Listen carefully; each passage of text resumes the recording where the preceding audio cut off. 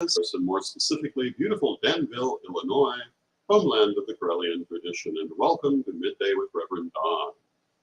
And as you know, if you follow Midday with Rev Don, you can interact with me directly by typing your comments or questions directly into whatever platform you're watching this on. They'll appear in my chat room, and we can interact. And hello to Samantha in the chat room. It's good to see you. And I love spending this time with you each day, and I love being able to talk to you directly. Today, our subject is going to be stones and crystals. But before I begin that subject, I'm going to take a moment to plug myself and remind you that if you would like to support my work, you can do so by joining my Patreon at revdonlewis.com. And hello to Mary Hawk in the chat room. Hello to Mary Cavalcante in the chat room. Hello to Raven in the chat room. It's good to see all of you. Raven asks, how is my health? Well, you know, it's very good within the circumstances. I mean, it's something I probably will have to always be concerned with at this point in my life. But I'm feeling fine. I'm doing fine. Thank you for asking. I take my multitude of pills every day, and waiting for my next doctor's appointment, and we'll see. I am personally confident that it's good and will only get better. But if you'd like to support my work through Patreon, we have a number of tiers. We do things like seminars, newsletters, etc. Also, CorrellianPublishing.com. We have many interesting things available there. And also, I am once again doing readings. If you'd like a reading, you can instant message me through Facebook or Instagram, or email me at donlewishp@aol.com and set a reading up. And hello to Jan Moe in the chat room. Good to see you, Jan. So these are all the various things that I do. Hello to Kazan in the chat room. And in September, I'll once again be doing seances. A seminar on seances in September, and then the actual seances throughout the month of October. And this is a custom that I've observed many years. Not every year, particularly recent years, but for a long time. And why seances in October? Well, people look for them in October. Hello, Antonio in the chat room. Good to see you, Antonio. So today we're going to talk about stones and crystals. And hello to Draskus in the chat room. Good to see you, Draskus. And stones and crystals have been being used by people probably as long as there have been people. Certainly as long and even well before any form of recorded history. The first tools we used included stones, and we seem to have used them certainly for adornment and presumably for spiritual purposes from the very start.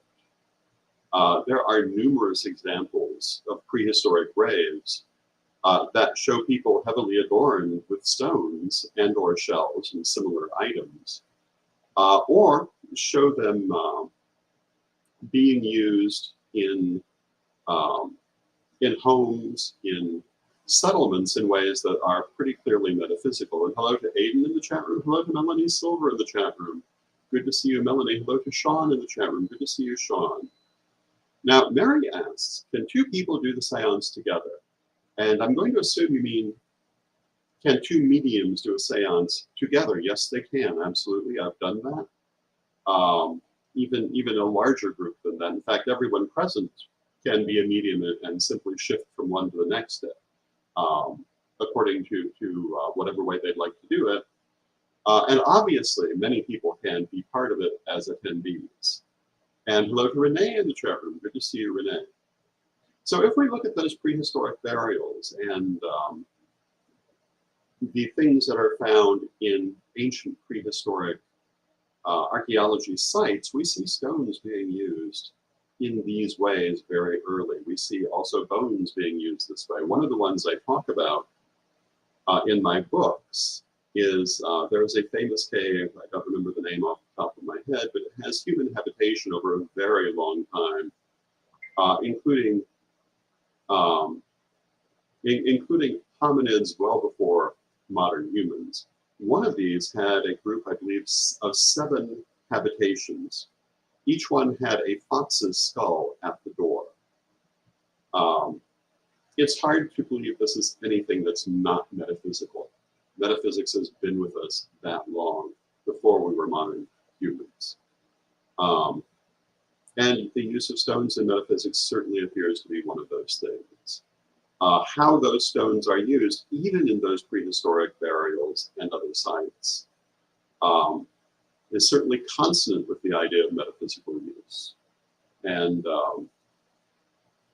it is worth noting that it also develops throughout history.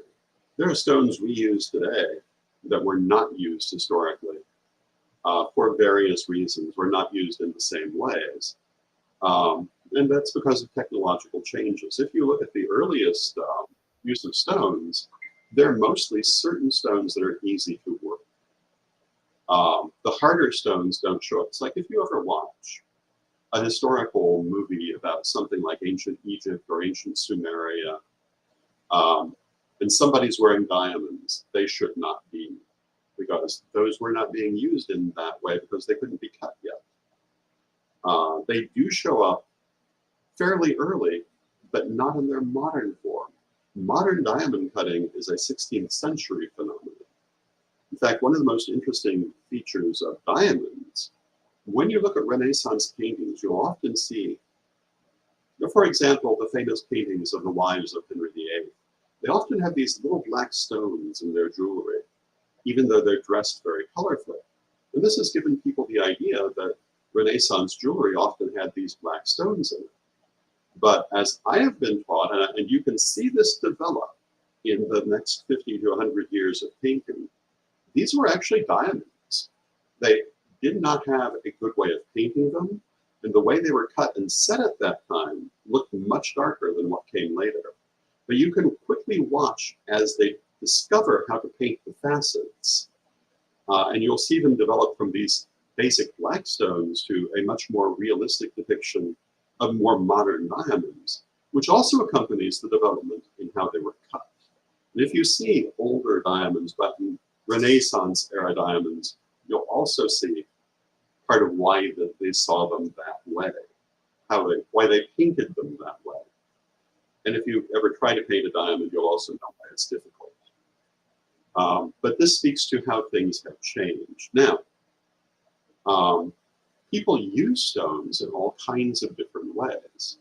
The most obvious is simply to have a stone that you carry with you, to bring its properties around you. And hello to Bradley in the chat room. Good to see you, Bradley.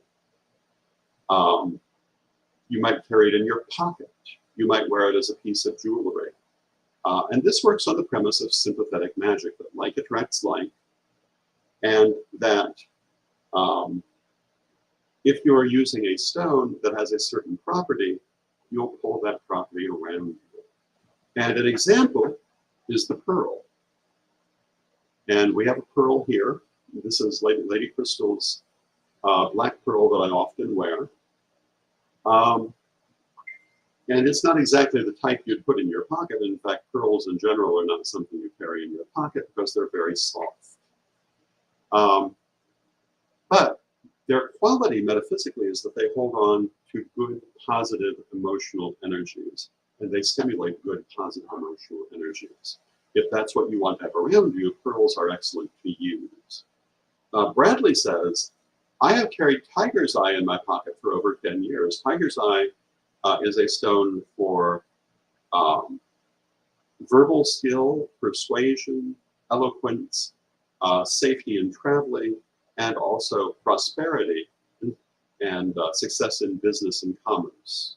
Samantha says, I have Angelite crystal pendant from the crystal shop near me. People often wear stones as pendants, as pieces of jewelry. Of course, many people who are not into metaphysics are not wearing them for metaphysical purposes, but people who do practice metaphysics are using them for metaphysical purposes more often than not. Drasmus asks, are there any examples of ancient tables of correspondences for stone, and where do our modern systems of correspondence originate? I believe there are some examples of ancient correspondences to stones. Certainly from the Greco-Roman world, possibly even a little earlier. Julia, hello Julia, says, I wear moonstone. However, those sources from the ancient world tend to be limited, but we know, for example, that amethyst in the ancient world specifically was used for self-control and moderation in behavior. And also when you wanted to keep something, well, when you wanted to keep situations under control, whether it was your personal self-control, whether you wanted to keep conversations private, amethyst was considered very good for this. It was good for personal sobriety. It was often used to combat things like drunkenness or other times when a person lost control. That isn't always how we use it today, but it is how it was used in Roman times, for example. And we know about a number of those. But where do our modern correspondences originate? Well, they've come from a number of sources, and they don't always agree. So to some extent, you have to go also by your experience or by the background you come from. And being me, I'm going to say the fact that they don't always agree doesn't necessarily mean they're wrong. It means there's more than one way to approach it. The correspondences and symbolism I use when dealing with stones, I believe mostly arises from ideas of their color and, of course, also their individual vibration as interpreted by people. There are other ways to approach it. Now, Kazan says, I never forget when I put my clear crystal in my pocket. The crystal becomes hot in my pocket. I was surprised. Yes, stones, especially quartz crystal, will pick up energy and respond, and they can become very hot or very cold. So let us, we mentioned quartz crystal. Here is some quartz crystal in our Crystal Web Access Kit, which you can find at CorrellianPublishing.com. Quartz crystal is probably the most commonly used stone in metaphysics today. And quartz crystal is a clear crystalline stone. And it's kind of like the equivalent of a white candle. It can be used for virtually anything. What it does is it amplifies anything it deals with. It doesn't necessarily have energy. It doesn't have a focus of its own. It takes its focus from you, but it will amplify whatever focus you give it. It's also like lighting a candle. A candle will amplify the energy. Other things may give that candle focus, like the color of the wax, and primarily the focus you put on it. But the flame itself amplifies the energy. The color white in a candle amplifies the energy. Whatever you're using it for, quartz crystal does the same.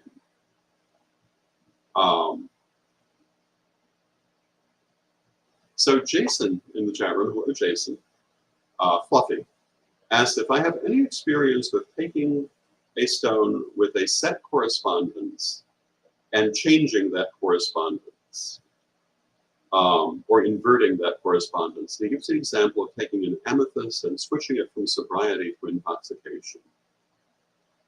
Yes, I would say when you use stones, they have two things that are important. The first is their natural quality, which is what I'm largely talking about right now. But the second is their charge. And that charge is easiest to place if you're attuning it to that natural quality. For example, if you're charging a pearl, and you're charging it in accordance with that pearl's tendency to hold on to good positive emotion and to encourage good positive emotion, it will work easily. But if you're trying to use it for some other purpose, and I'll give you an example. One of my more treasured pieces of jewelry was given to me on the occasion of my 3rd degree initiation.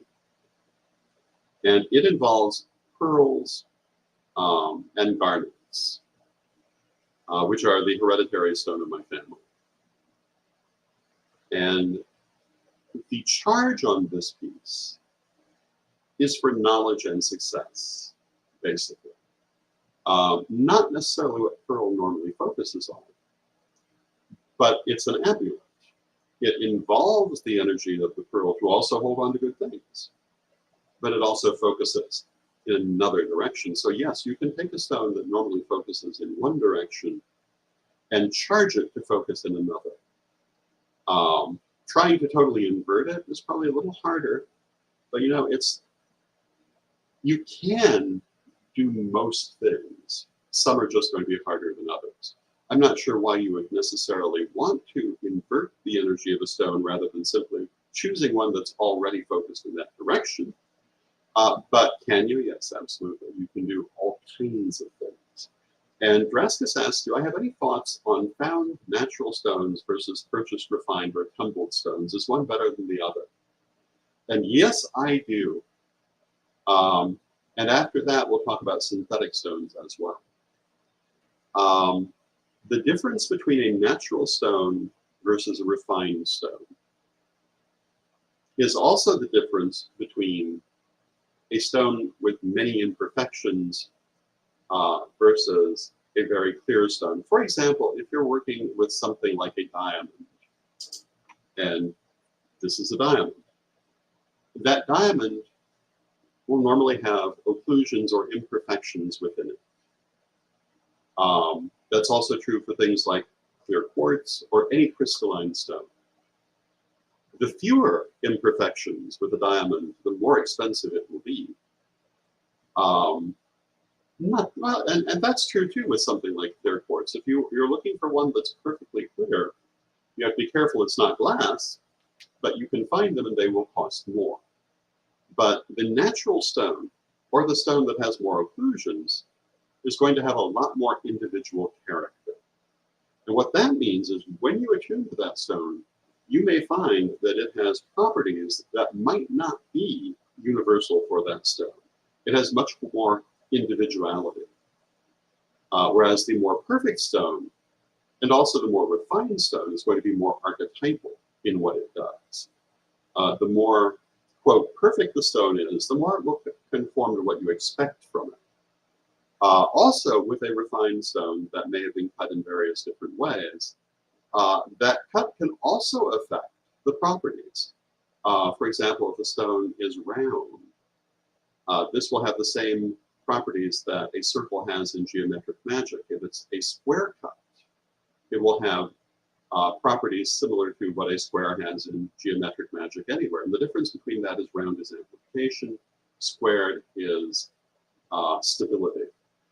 If you're using a pear-cut stone, and I don't believe I have any examples of that with me today, although I do own some, a pear-cut stone, the shape would both amplify and direct. These are things that a shaped stone does that the natural stone does not. But at the same time, the natural stone will have its own idiosyncratic shape, which also can affect its energies. There are a lot of variables in what affects the energy of a stone.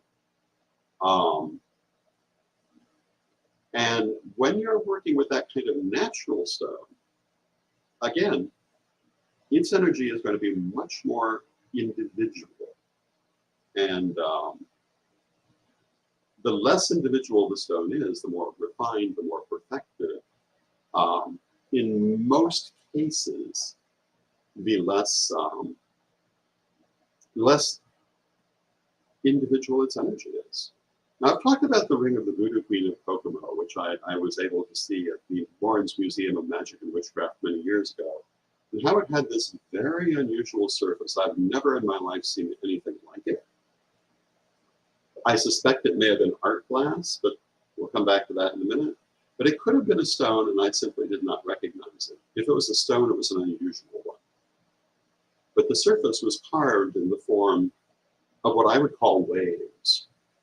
Extremely not flat. It looked like a choppy ocean. This would make a very idiosyncratic energy, which the lady undoubtedly worked with. We could talk entirely too long about how that would have worked. But that kind of very irregular surface gave that ring a very individual energy. And that's true with anything like this. It's also true of jewelry such as this piece, which has many different stones all working together. That gives it a very idiosyncratic energy that, when focused, can be stronger than any one of those stones would be separate. They also have to be focused. These are some of the considerations when working with stones. Now, the question about found versus purchased depends entirely on the person. If you found it, chances are it was very much meant for you, and it may be more powerful on that account. But not necessarily, because if you purchase it and it called your attention, it was meant for you just as much as if you found it. And if you simply chose it, as long as you connect to it, it's still just as powerful. I am not a believer in the idea that there's anything wrong with purchasing what you want. In fact, I would say for a lot of these stones, you will never find them. You'll either purchase it or you won't get it. It's like when I was writing about tarot many years ago, and I addressed the superstition that your first tarot deck must be given to you, a point of view I do not agree with. One of the reasons is that can only happen if you know people who practice tarot. If you don't know anyone who would be able to give you one, where is it going to come from? You have to purchase it. Going into a metaphysical store and saying, could you please give me one, isn't going to get you very far. So I think we have to be practical in our outlooks. Now, I also said I was going to address synthetic stones. And this is a synthetic stone. I don't know how well you can see it. It's called goldstone. It was originally called millefiori when it was invented in, I believe, the 14th or 15th century. Today, it's normally called goldstone. And this is a particular synthetic stone invented during the Renaissance in Italy. It's considered good for money and prosperity. I've always used it in that context. It's incredibly beautiful. It does now come in multiple varieties. You can get a version in dark blue that looks like a nighttime starry sky. It has slightly different properties. But is it not effective because it's synthetic? My mother used this all the time for prosperity. She was always prosperous. Lots of people in metaphysics use goldstone. Obviously, all those people consider it effective, as do I. So yes, a synthetic stone can absolutely be effective. It doesn't have to be a natural stone, but here's the difference. We were talking about the difference between an unrefined stone versus a refined stone, how the unrefined stone will be more idiosyncratic. A synthetic stone is not likely to have any idiosyncrasies. And on occasion, depending on how it's been made, it may have less energy, but still has energy. But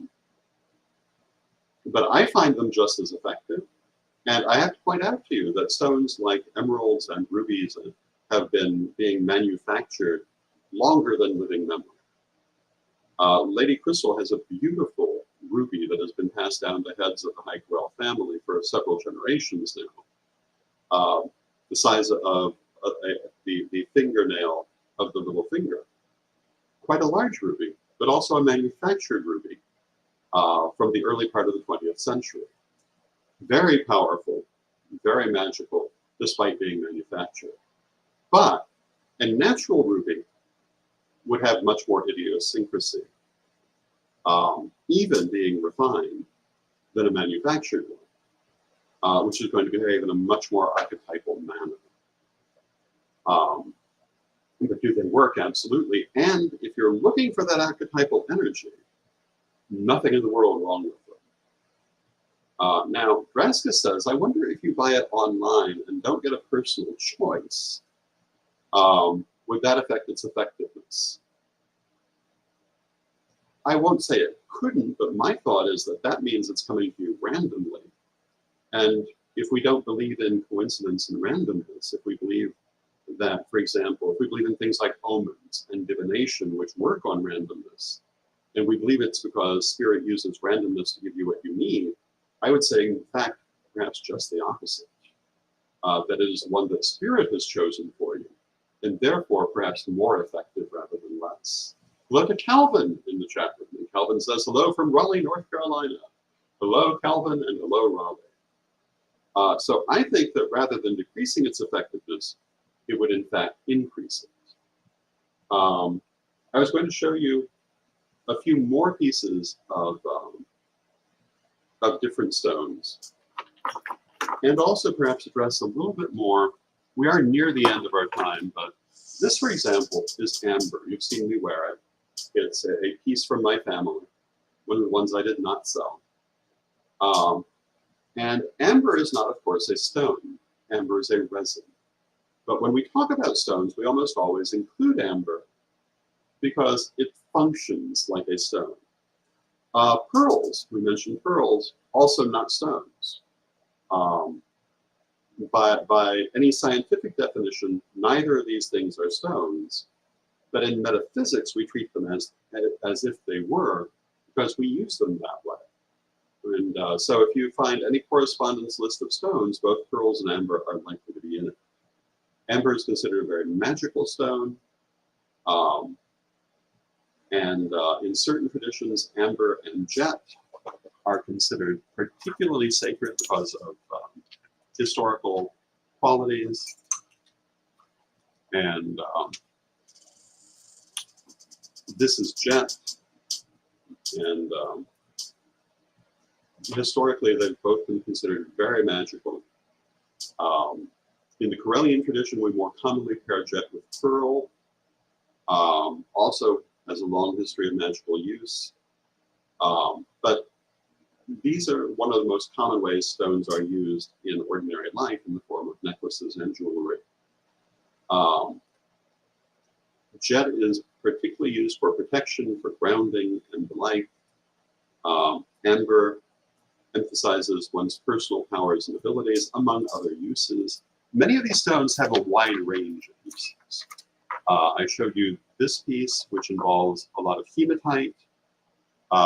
Hematite and pearl, you can see it's very richly worked.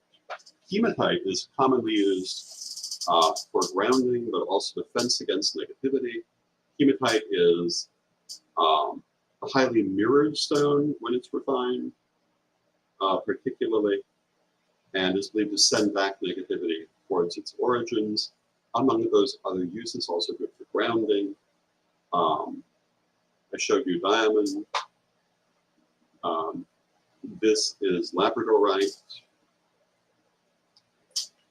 This is turquoise. One of my very good pieces. This is natural shell. Natural shells also often show up in jewelry. Things like mother of pearl, and in metaphysical use, mother of pearl has its metaphysical uses. Kawa shell has its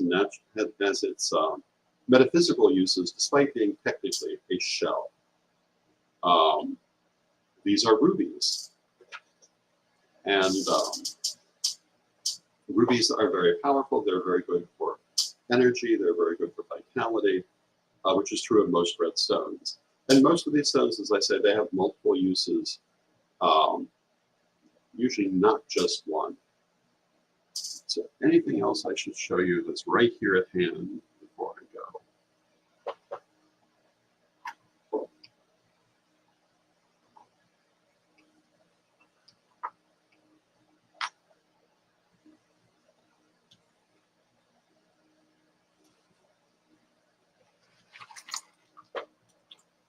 Well, I'll show you that. And here we have garnet. And garnet, garnet and ruby have a lot in common. And most stones will have things in common with other stones of similar color. Garnet is good for vitality, energy, amplification of magical power, personal power in any other way. It's a power stone. It's also good if you have cardiac issues, if you have circulation issues. This is one of the reasons historically it's been used, because it resembles the color of blood. most of those qualities also attain to rubies. This piece belonged to my grandmother, as did several of the pieces I've shown you. So this concludes my discussion of stones and crystals for today, primarily because we are at the end of our half hour, and I cannot continue. But I hope that this has been interesting for you. I will perhaps continue this conversation on another day, because there's so much more that can be said. But with that, let us have our prayer and end our day. Divine Mother Goddess, Divine Father God, beloved ancestors, we thank you for all the wonderful things in our world. We thank you for the wonderful people, the wonderful substances, such as stones, that make up the world we live in. And we thank you for being with us. We thank you for the energies of all things and our ability to connect with them. Beloved Mother Goddess, beloved Father God, beloved ancestors, we ask you to guide us, to be with us.